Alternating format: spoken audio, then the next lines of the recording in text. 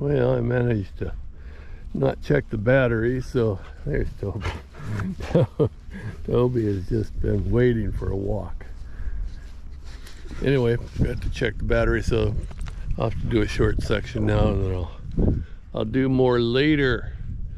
But after a day of miserable rain yesterday, we've got some pretty nice weather right now, so we need to get out and move a little.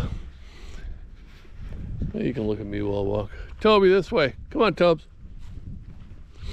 I was reading the other day, and I kind of knew this, okay, so I'm not a complete idiot, but I had forgotten the specifics.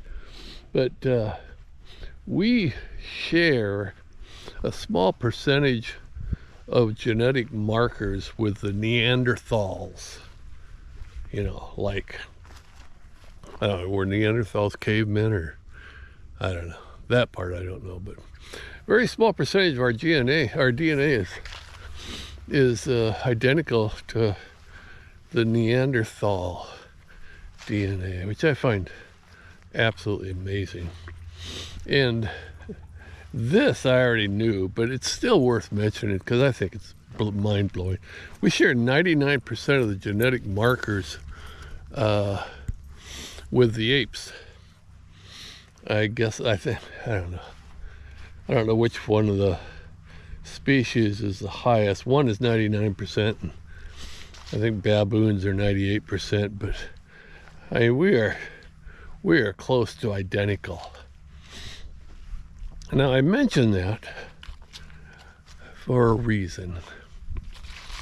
And it's the reason for this video.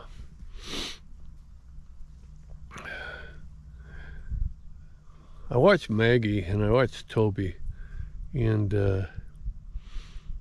you know, they've got memories to base some of their actions on, but most of their actions are based on instinct. They both of them will approach any human being that, I mean, they read my cues, so they look to me to make sure that everything's okay, but then they'll approach most human beings and let the human beings touch them.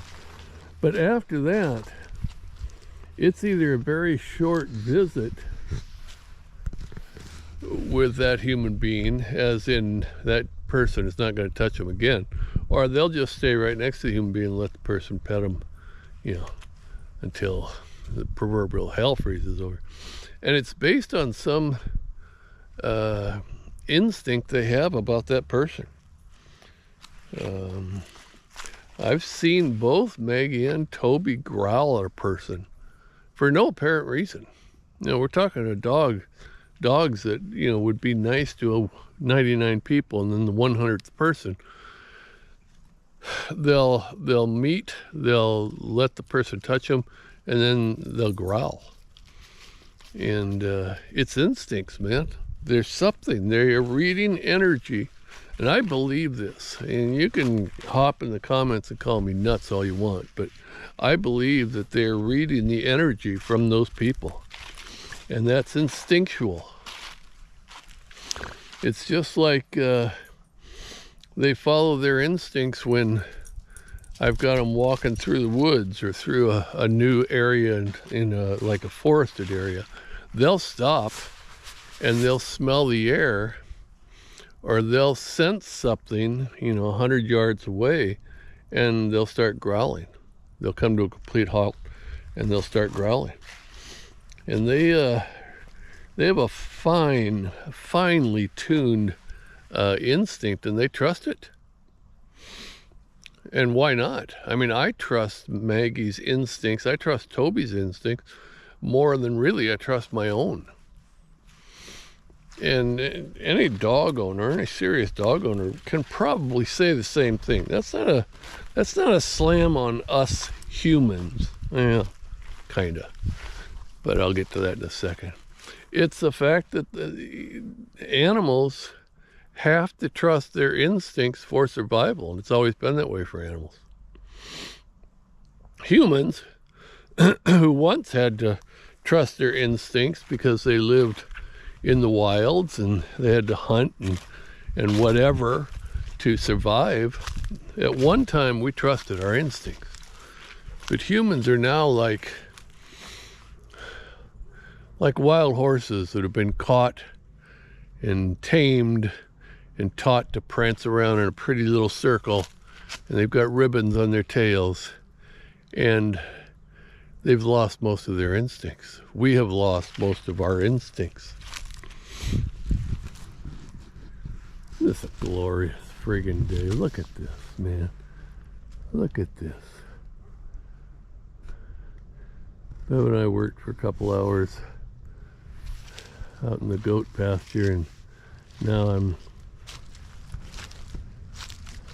completely okay with doing very little. What I'm hoping is that the dogs don't remember there's a pond they could jump in and get filthy in.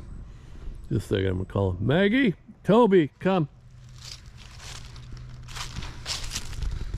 So it's that instincts thing. I am learning from Maggie to trust my instincts. There's nothing wrong with my instincts that a little practice wouldn't hurt, that a little practice wouldn't help. You all have had this experience, I'm sure you have, where you've walked into a room or walked into a new area and something just doesn't feel right.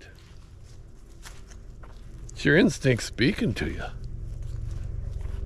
Or you've met somebody casually, some friend has introduced some other person to you, and you shake their hand and something just doesn't feel right about the person. I get those vibes a lot, and I'm generally right.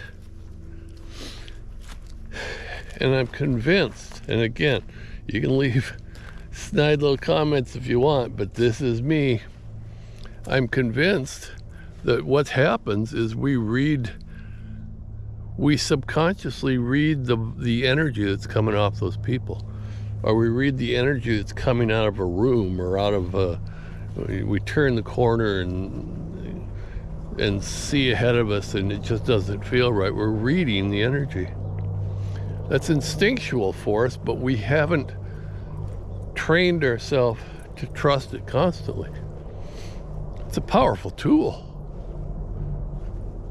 Powerful tool if we would just listen to it and pay attention to it. All right, I'm gonna lose the battery on this pretty quick, so I'll be back.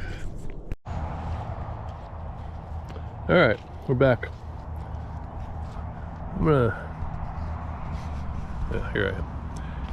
Here I am, and there's Maggie. We're actually back at the farm school now. That's where we'll wrap up this video. Tell you a quick story. I don't know how many of you know this, but the famous serial killer Ted Bundy was our paper boy when I was growing up. God, let's see, I gotta think here. 60, so I was 12. I don't know, he was, 16, 17, something like that. I might have be off by 2 years one way or another, but anyway, Ted Bundy, Paperboy. And I remember, normally you don't meet the Paperboy, right? I mean, they come to the door, your parents pay them. But he was like a teenager when I was still a preteen, so it's not like I ran to the door to say hi to him. But I do remember meeting him once, and you know, you can take this as BS or not, but it's as I remember. I remember meeting him once and thinking that there was just something weird about him. And not weird like, I mean, you go to school and you call your classmates weird and you giggle and you laugh and you think it's hilarious, but just like off-center weird, I don't ever want to talk to this person again, that sort of vibe. You know, talking about instincts. There was some kind of energy that came off that guy, even in his teens, that just turned me off at a fairly young age. I wanted to talk about this topic, and Maggie, being the star of the show, she is the one that suggested this topic, because of social media. I'm not going to get into a political debate with any of you. I don't care how you vote. You can stay out of my business. I don't care. I tell people how I vote. But the social media aspect of seeing a post on some site and just instantly believing it to be true. You know, there's no need to do any research because, well, you saw it on social media. I don't think there's a better example of not trusting your instincts than the way people view social media these days. It's like instant gratification. It's instant knowledge. And I use the word knowledge very, very lightly. It's instant wisdom. Wisdom of the social media circle. And we don't trust our instincts. We don't trust how we instinctually feel about someone or something. We just go, well, okay. Must have happened. It's right there on Facebook. Or, you know, he must be an idiot because my friend Bob says he is. Because Bob saw some guy's vlog and that guy said he was an idiot. We have got... I started this all off talking about survival of the Neanderthals. I swear to God, people, we have got to turn this around. We have got to start listening to our inner voices, because the majority of the time our inner voices are correct.